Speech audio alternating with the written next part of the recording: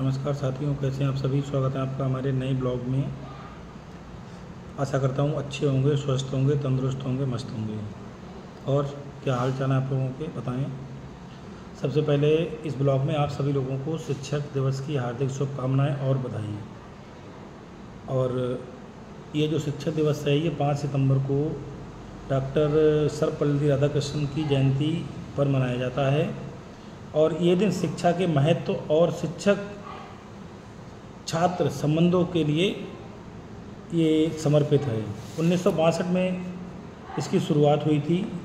1962 में 5 तारीख को आज ही के दिन शिक्षक दिवस मनाना शुरू हुआ और देश भर में ये बड़ी धूमधाम से मनाया जाता है। इस दिन बच्चे विभिन्न प्रोग्राम करते हैं अपने टीचरों को समर्पित करके।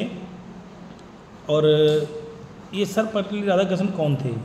डॉक्टर सर्वपल्ली राधाकृष्णन का जो जन्म था वो 5 सितंबर 1888 को तमिलनाडु के तिरुपति में हुआ था। दर्शन शास्त्र में उनकी बहुत अच्छी पकड़ मानी जाती है दर्शन शास्त्र में। और उन्हें मैसूर यूनिवर्सिटी सहित कई संस्थानों में उन्होंने पढ़ाया है।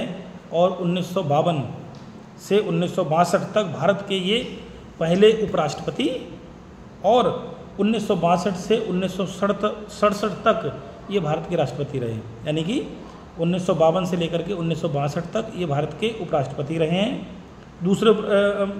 ये भारत के उपराष्ट्रपति रहे हैं। और 1962 से 1967 तक ये दूसरे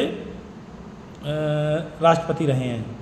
और शिक्षा को लेकर उनकी सोच और योगदान ने उन्हें एक आदर्श शिक्षक और प्रेरणा स्रोत बना दिया जो आजकल विद्यार्थियों को जीवन को मोटिवेट करता है। और ये दिन खास क्यों है?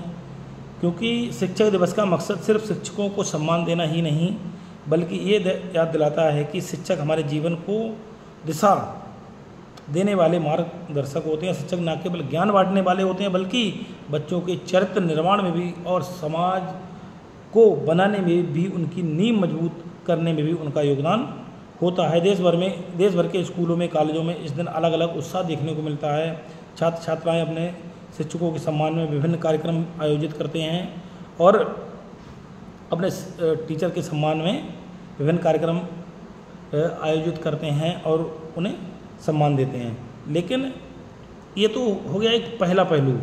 अब बात करते हैं दूसरे पहलू की। दूसरा पहलू ये है कि आज के जो समाज है, आज का जो एटमॉस्फेयर है, इसमें एक शिक्षक और छात्र के संबंधों के बीच में एक बहुत चिंतनीय और बहुत सोचनीय, विचारणीय स्थिति उत्पन्न हो गई है कि आज स्टूडेंट सिर्फ कॉलेज और क्लास तक ही सीमित रह गया है। अगर कहीं रास्ते में स्टूडेंट मिल जाए तो बच्चे ऐसे मुँह छिपा लेते हैं कि सर से कहीं नमस्ते ना करनी पड़ जाए।